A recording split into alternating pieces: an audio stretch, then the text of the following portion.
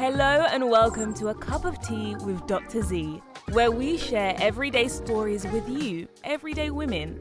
Are you ready to hear heart-to-heart key issues that we all face, no matter where we are in the world?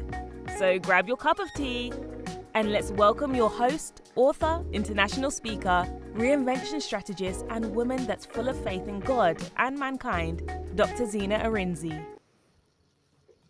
Hello, and welcome. Welcome to A Cup of Tea with me, Dr. Zee. What a lovely Friday it's been. Well, here in the UK, it's been raining. First, I apologize for starting a little bit late. Technical problems. Let's blame the rain. Blame it on the rain. If you're here in the UK, especially if you're here in London, you will know that it's been soaking wet all day. I've literally been at an amazing event called the Zenith Global Health Summit with health professionals from all over the world talking about collaboration, making sure that there's equity in healthcare, especially for women and young girls, especially in Africa, but in all the other areas of the world. And it's been such a phenomenal event. I'm still actually on location, so that's why I'm kind of looking a bit different, a bit snazzy. And so we're trying to sort out the technicals, but now we're here. And I've got a phenomenal guest here talking about the kind of things that we were talking about today, actually. It was just quite coincidental. Now, for those of you that have never, ever been on this podcast before, A Cup of Tea with Dr. Zee is where I spotlight amazing women, everyday women around the world who have redefined the meaning of being extraordinary, who have redefined and reinvented what it means to be extraordinary.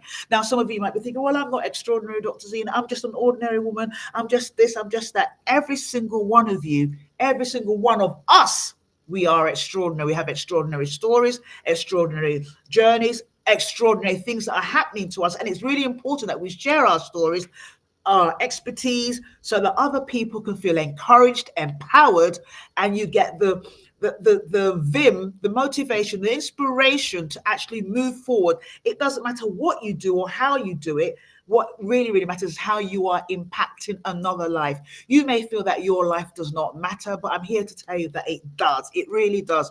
Because you show up, some other person can show up. Because you show up, someone will decide to actually move forward, not take their life. Because you show up, other people will be able to share their voice. It's about making sure that your voice is heard, so some other people's voices can be heard. It's about making sure that you leave the door wide open so that other people can get past that door as well. It's about you, no matter what you may have gone through or what you may not have gone through, but it's about making sure that visibility and representation really matters.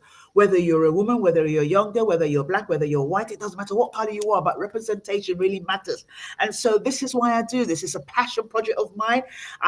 It's not like all the coaching that I do, money, or it's not even like any of the NGOs. This is about making sure that women that I've either met personally or I've heard their stories are able to share something about what they do so that some other person or group of people around the world can also feel empowered that they can do it too.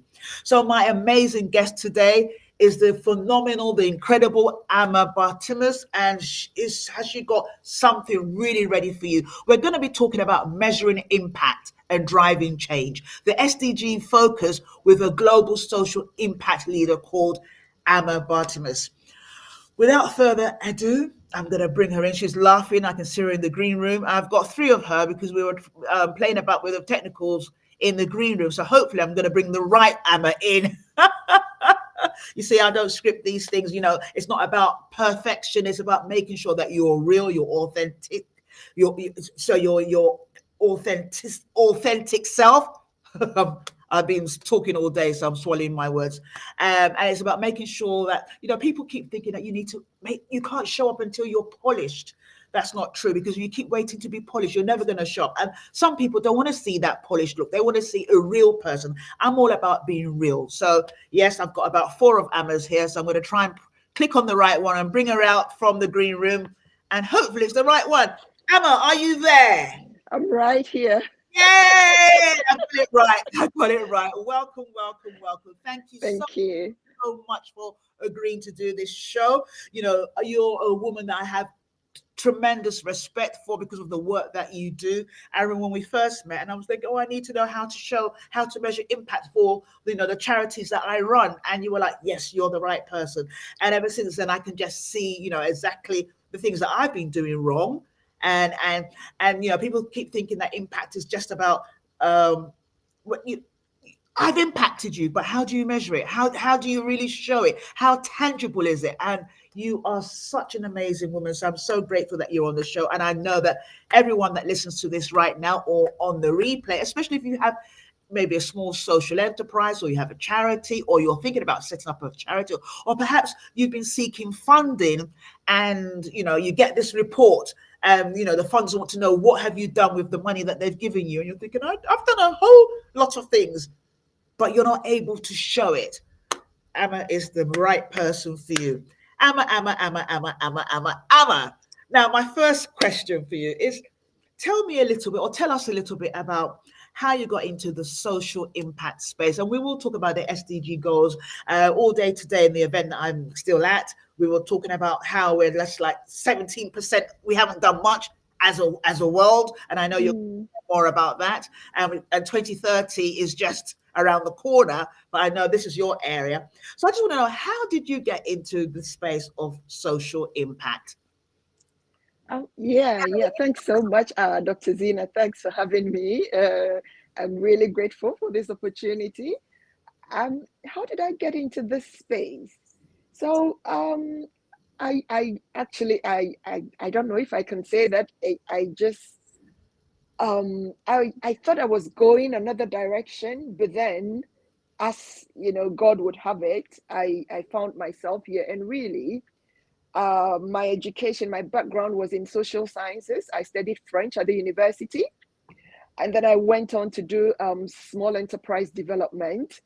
But as a result of studying about small enterprise development, I went to work with an agency that was training young people and equipping them with skills and tools, as well as working capital to set up their own small businesses. And I was actually responsible for measuring the impact of that on their businesses and on their households. So that's how my journey actually started. I started from the private sector, then I went into the typical international development space, did some work. I am originally from Ghana, so did some work in Ghana and in the West Africa sub-region. Then I kind of moved globally, and I've kind of been doing this for over 26 years across several SDGs, as I told you. 26 years. Oh my days, you don't even look a day over 26. So I don't know how you manage that. For there will be people, I guess one of the things that's really amazing, I'll use mathematics as an example. I'm not particularly good at maths, never have been. Obviously my legal background, more like down that route, but my father was an accountant, and being an African man, every child had to be good at maths. So you can imagine I got lots of discipline for not really being great at maths.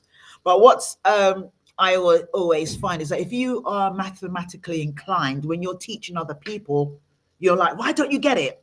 Why don't you get it? And I guess in this space, I know about SDGs, I know about ERGs and all that, but there'll be many people that are wondering, what is impact? What are SDGs? So can you, in the simplest form, explain to the listeners, those that are listening right now, those that will listen on the replay, you might be listening on LinkedIn, on YouTube, you might be listening on Instagram, or perhaps you're going to listen when this gets uploaded onto Spotify. But I know that many people don't actually know what SDGs are. So please, can you break it down for us? What are SDGs and why should they matter and why should we care? So maybe let me take a step back and talk about 2015, and that's where the SDGs all started. So in 2015, United Nations member states adopted what they call the 2030 Agenda, Sustainable Development Agenda. And really at the forefront or at the heart of this are the sustainable goals, 17 of them. We have no poverty, no hunger, gender equality, health and well-being, education, climate change, and 17 of them. I can't name all of them, but these SDGs provide a framework, a common framework for all stakeholders to address the challenges that the world is facing. Because we're trying to do our best, but we are going in so many different directions. People have goodwill, but sometimes they don't even know exactly what to do. So that is where the SDGs come in.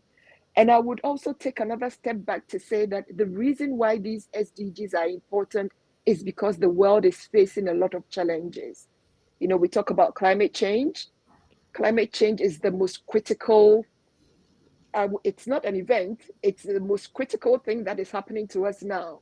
Pollution, waste, a lot of toxic materials in the environment, water pollution, air pollution, causing a lot of health problems. But also, it's leading to a lot of conflict because, there are droughts.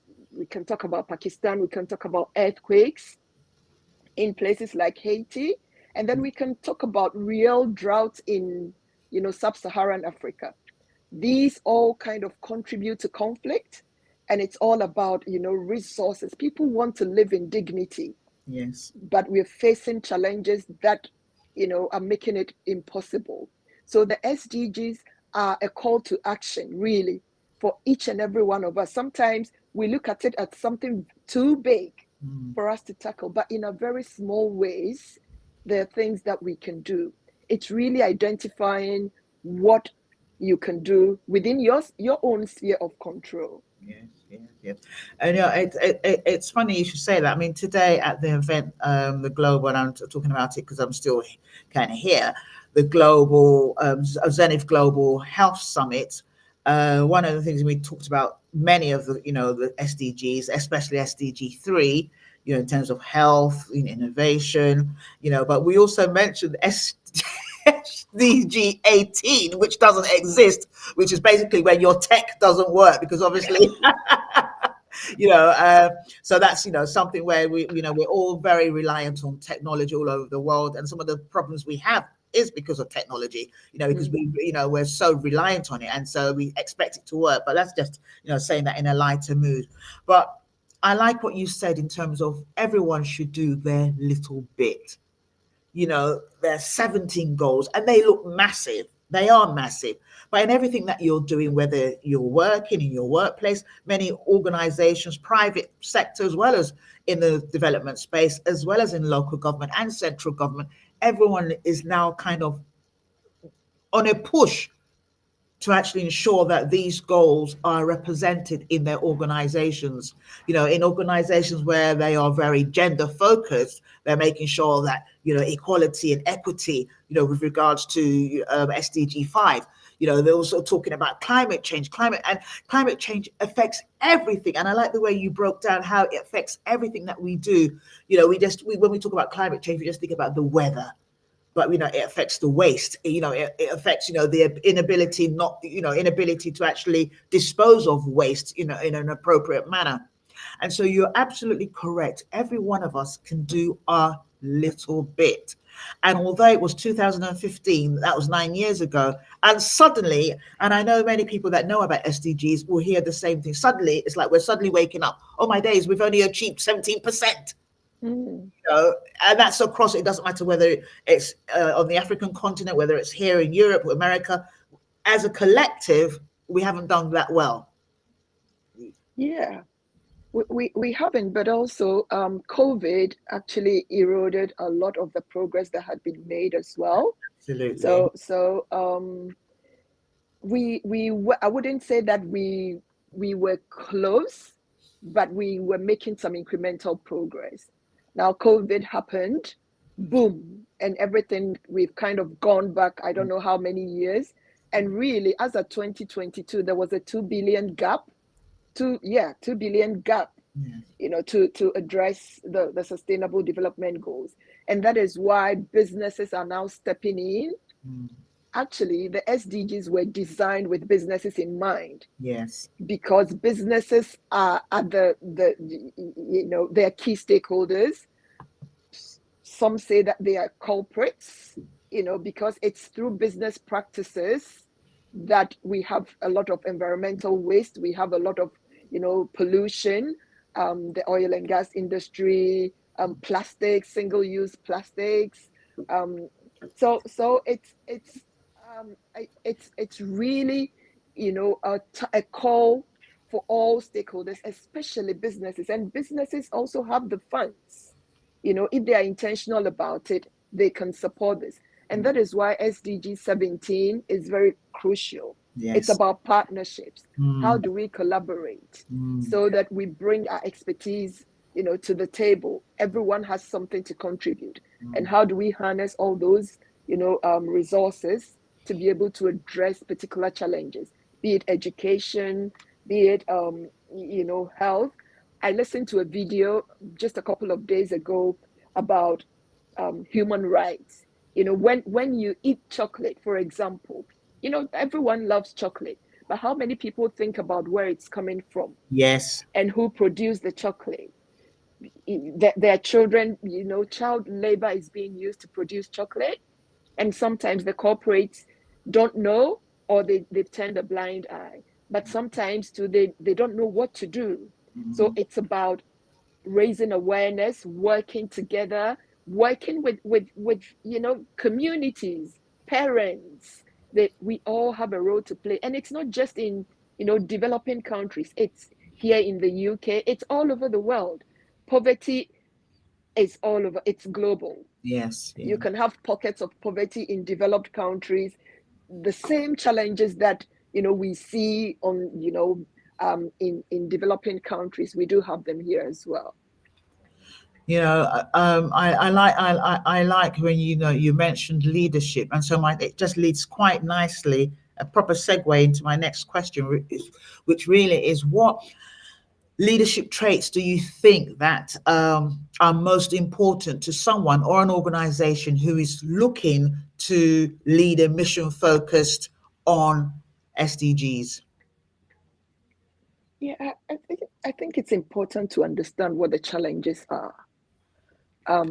So someone who is open to understanding the needs of, the consumers or the beneficiaries or the people that you are serving.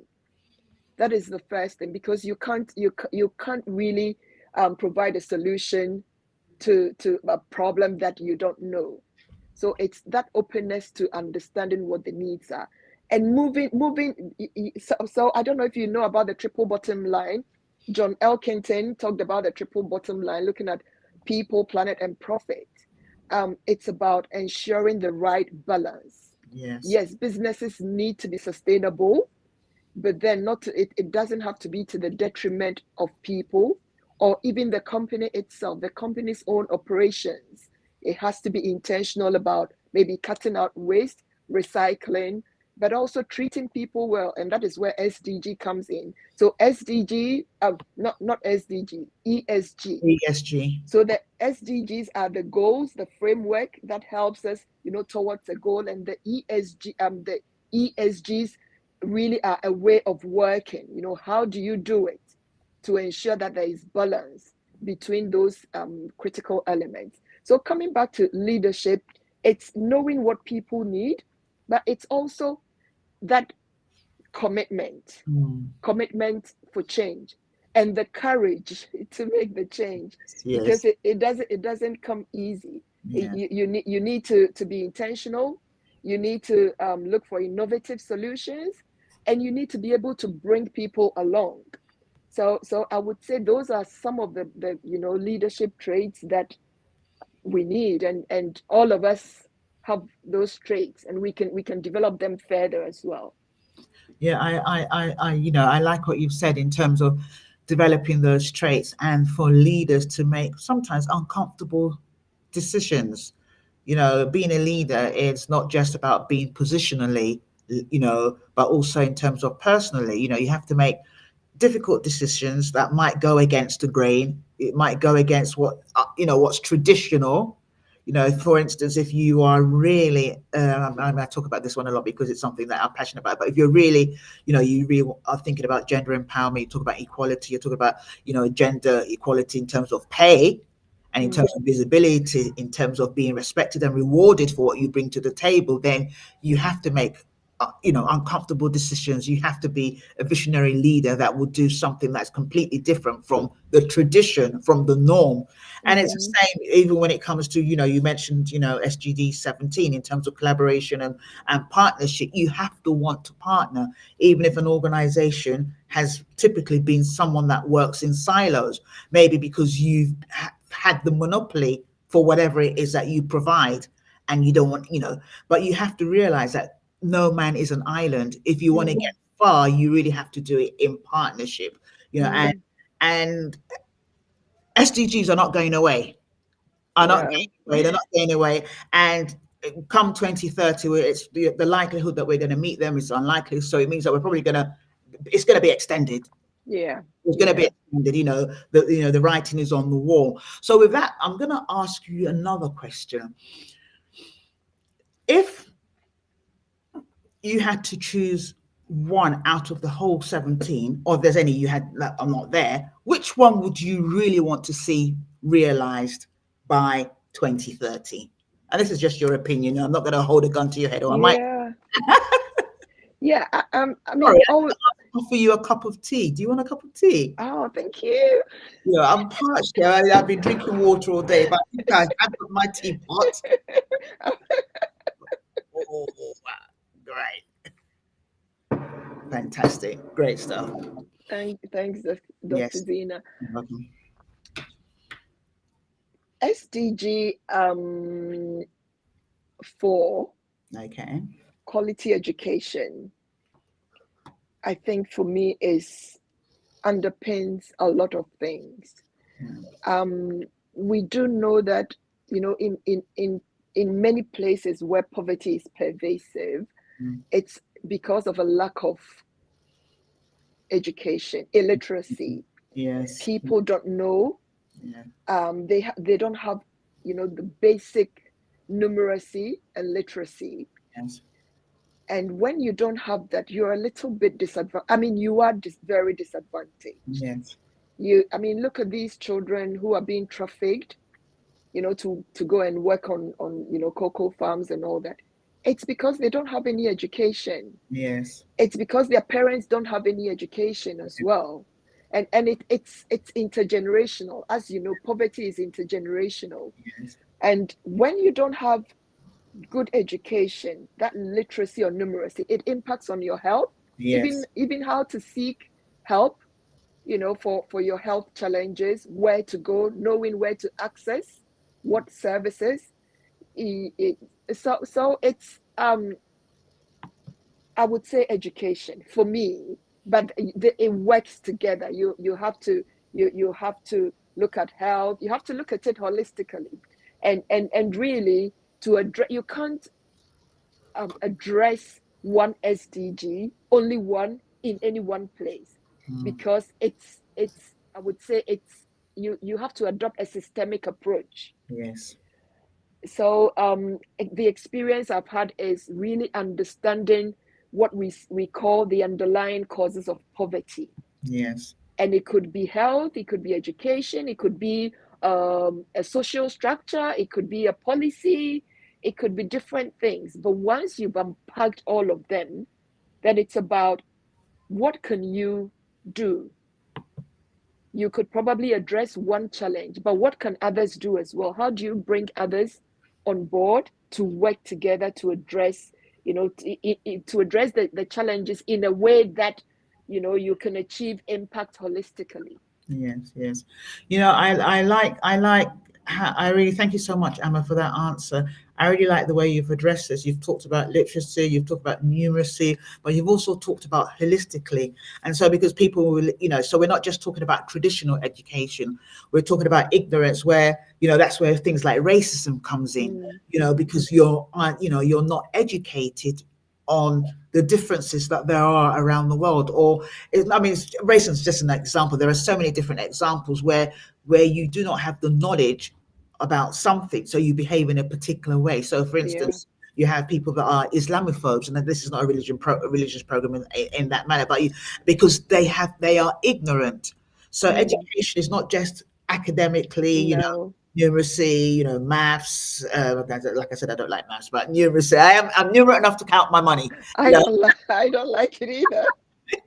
So numeracy, literacy. This is really, really important. But when you look at it holistically, it's about making sure that you expand your awareness, making sure that you really go over and above to understand things that you wouldn't typically understand. So, going out of your comfort zone, and that's very cliched, but going out of your comfort zone to know more about something else completely different. So, for instance, I'm not a plumber, but whenever I have a plumbing problem, they come and say, "This is it's going to cost you." I tell them it cost me because I know exactly what the problem could potentially be.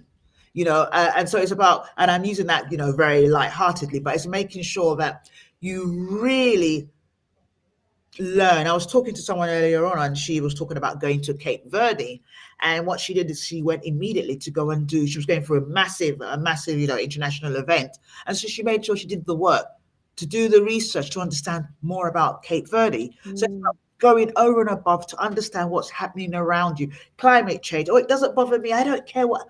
No, why don't you go the extra mile to find out what it means? We're talking about, fast fashion, for instance. Fast fashion, we all like to wear clothes and all that, but have we really taken time to figure out, people that are working in the sweatshops, actually, make these clothes very quickly, make these trousers, make these suits that we all buy very quickly. How much they're being paid. They're being paid, how much they're being paid, and also the disparity between things that are luxury goods and things that are not luxury goods. So you have the replicas made almost in the same factories, they say. I don't know. Yeah, I've heard that too.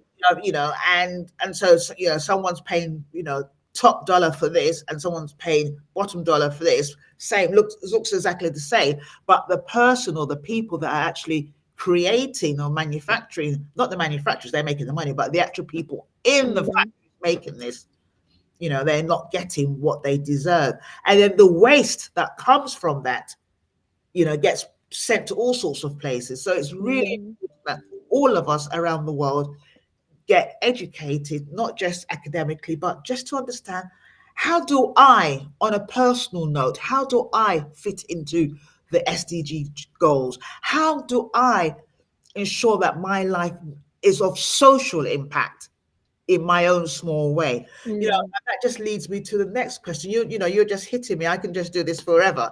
But so you've said that you'd like to see SDG 4 of education, and you've really expanded why that is. And I'd like to just touch on that a little bit more. What kind of advice, just using that SDG 4, what kind of advice would you give in your capacity as a social impact leader, that's global leader and an expert, to start to develop strategies and programs and initiatives that really focus on SDG 4?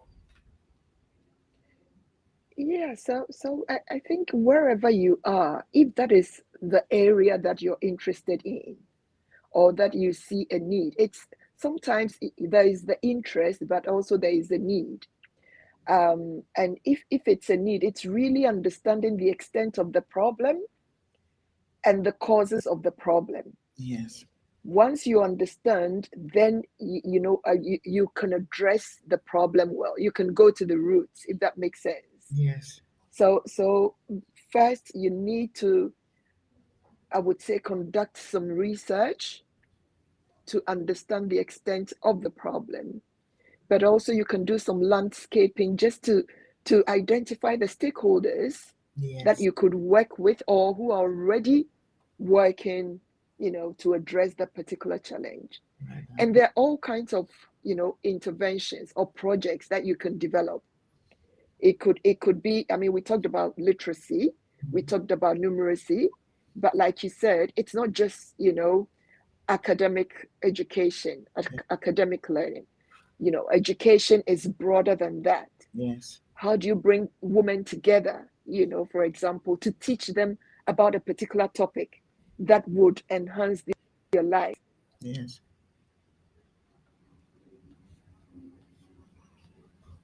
Right. Okay. We've lost Emma briefly. Okay, you're back. I'm right here. Okay, you're back. I was Dr. about. Zena? Yes, I can hear you. Yes. Hello. Hello. Hello. Hello. Right. While Emma's trying to get back, so she was talking about making sure that you look at. Dr. Zena, are you there? Yes, I'm here. Can you hear me? I can hear you. We can't hear you.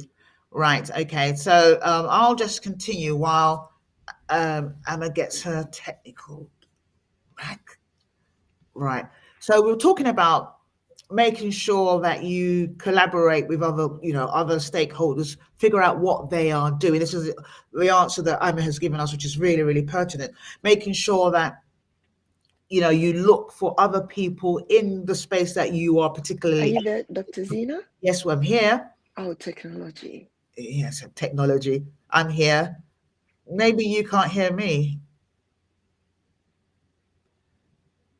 Hi. Uh, okay, what I'll do, maybe you can't hear me. I don't know who can hear. Please, if you are listening, please put something in the chat so we know who you can hear. So I'm not sure if you can still hear me, Dr. Zena, but I was talking about I can hear you. conducting some research just to understand what the extent of the problem, some landscaping to identify who the stakeholders are and what they are doing, and figure out, how you can collaborate. But it's also about, what the solution is. And sometimes the people going through a particular challenge, they know what the solution is, but they probably don't have the resources to address the problem. So it's working with them, understanding their needs, their aspirations, and their own suggestions on how best to address the challenges that they're facing. And you can design an intervention. And the next thing would be about. Okay, go ahead. Someone's talking. Oh, you can hear both of us now. Oh, okay. Go ahead, Emma. Emma, they can hear both of us, even though we can't hear each other. Okay. I'll just put something in the chat. The audience can hear us both. Thank you. The audience can hear us both, so go ahead.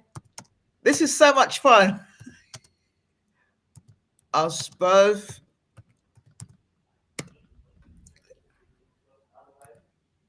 So That's fine. yeah, so go ahead. That's fine. So yeah, I can go on. Yeah. So once you know what the needs are, you've done some landscaping, you know who to work with, Yeah. or it's about working with the people, going through that challenge or who have that problem to come up with solutions. And I like to do this in a workshop setting, for example. And you kind of brainstorm, you get lots of ideas, and you prioritize.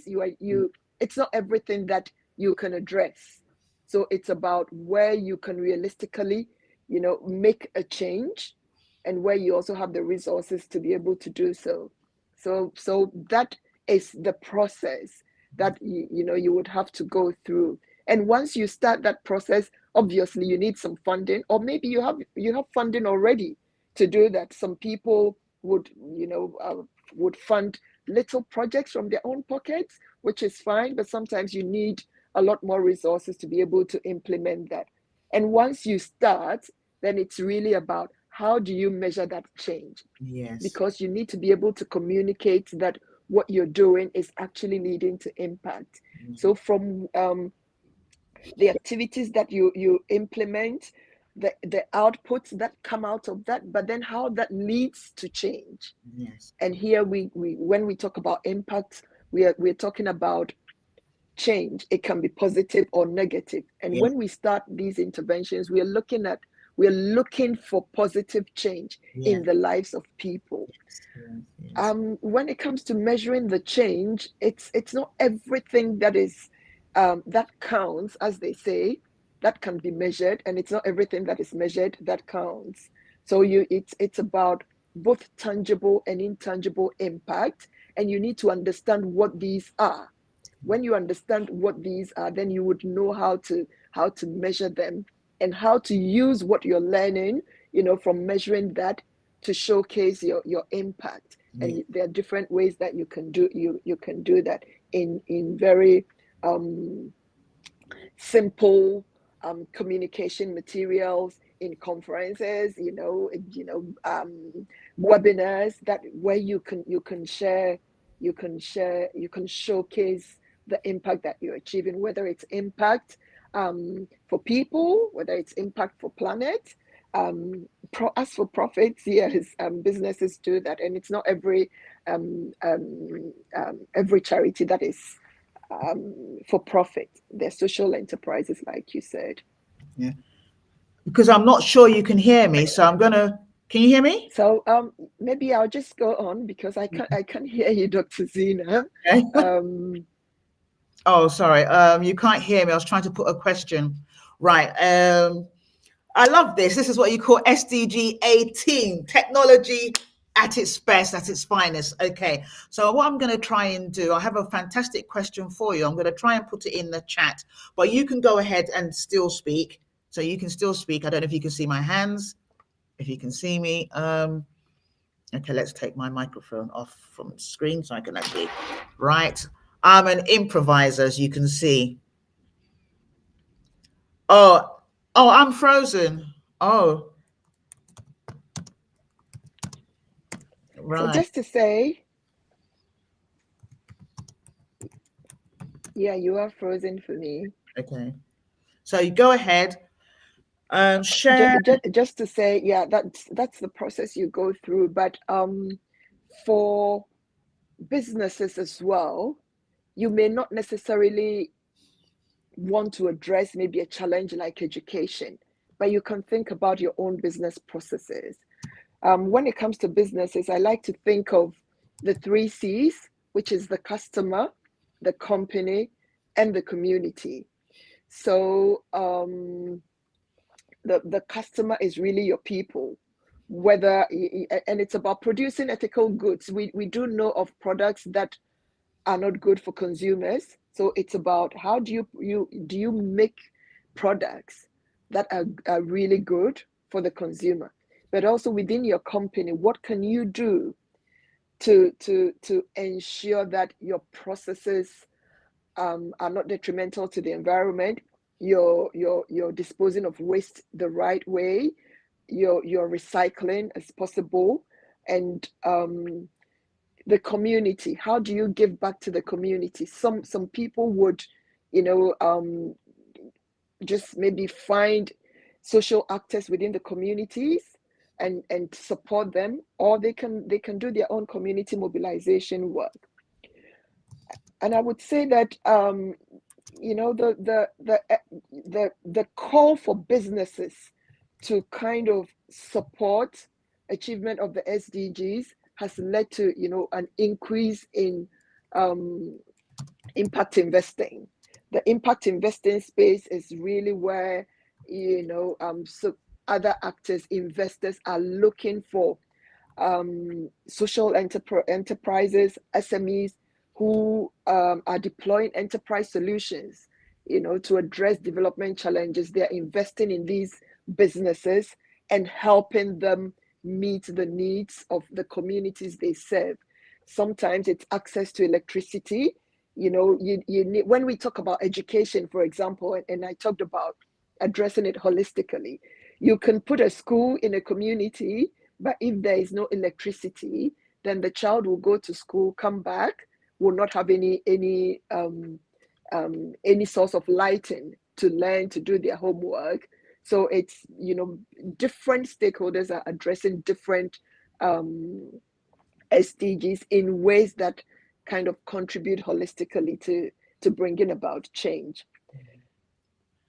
I don't know if you can hear me. I put a question in the chat, so hopefully you can see that.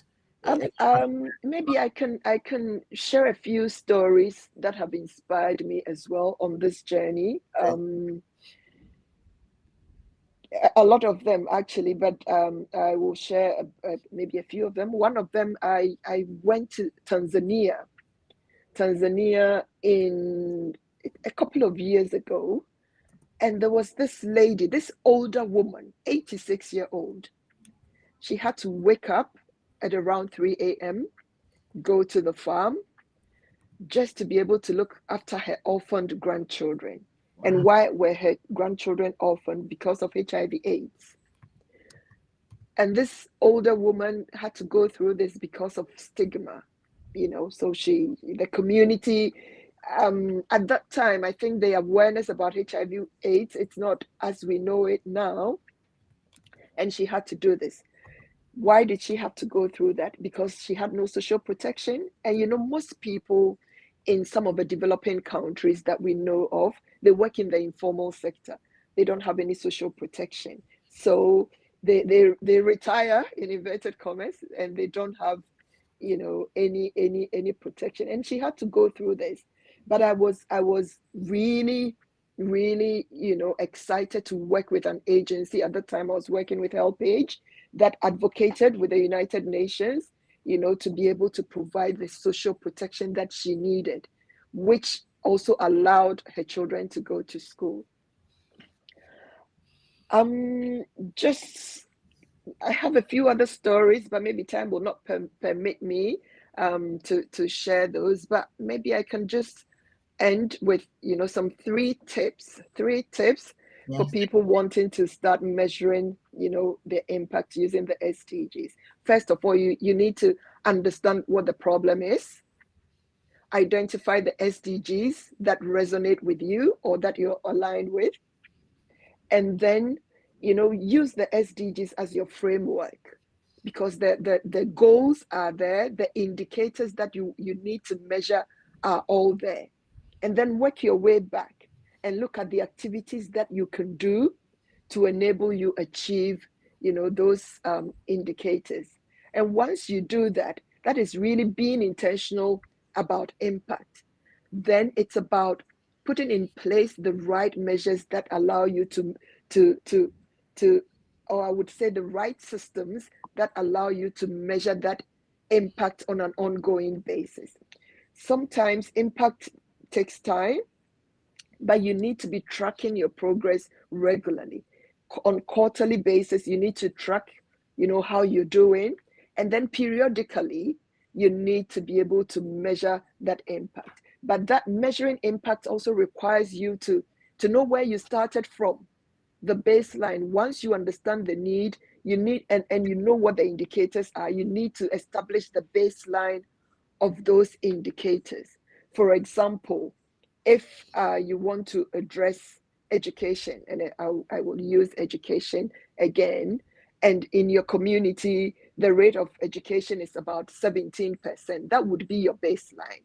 And your target, depending on what you're able to do, would be to increase that level of education, whether it's literacy, numeracy, or any educational program, increase it by up to 20%, for example. It could be the number of people who have access, or it could be the depth of understanding that people have.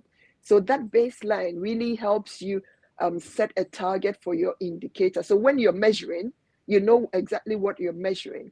And then that gives you, the stories that you can tell to showcase your impact. Thank you so much. I know you can't hear me, Ama, but the amazing thing that everyone else So can I'd hear. like you to expand on this a little bit. I can see you typing away. Yes.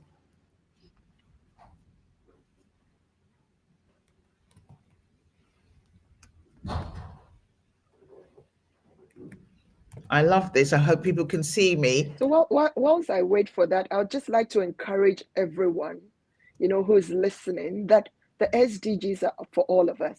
It's about personal responsibility, what we can all do. Sometimes when you look at the problem, they look massive. And seeing the problem as big as they are can lead to, a state of inertia, but we can all do something. It's really that clarity on what you can do, and seek support if you need if you're interested in doing this. You can seek support. I have a platform, the Impact Pulse, which is really an awareness raising platform to help businesses, charities, anyone who is really, who is mission driven, to be intentional about impact and to contribute, their little or their best to the SDGs, just to, unpack what they can do and to help them along that journey. Thank you so much. Yeah. It's So how people can hear me. it's unfortunate that you're frozen, Yeah. and it really kind of broke the conversation. But I hope I've been able to just speak to the hearts and minds of people. Just think about your own impact. It's not about what is out there as well. It's about your own impact, what you're doing and how it's impacting other people's lives, and the little that we can all do. But we all have a role to play, and we need to be intentional about playing this role, and we need to understand what is going on around us. Climate change is here, and it needs to be addressed.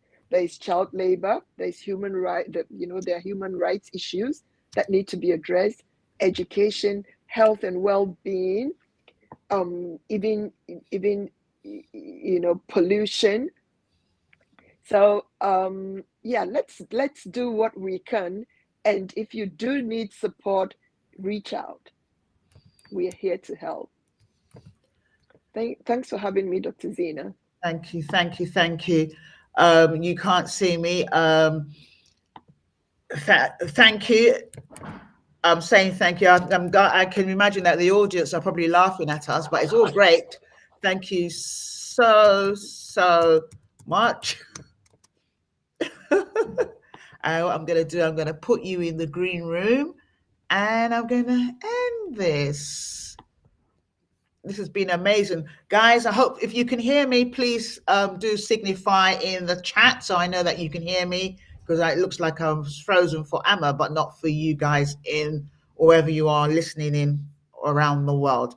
So thank you so much for spending Friday with us, for listening to us, for talking about social impact and how to drive change, especially with regards to SDGs.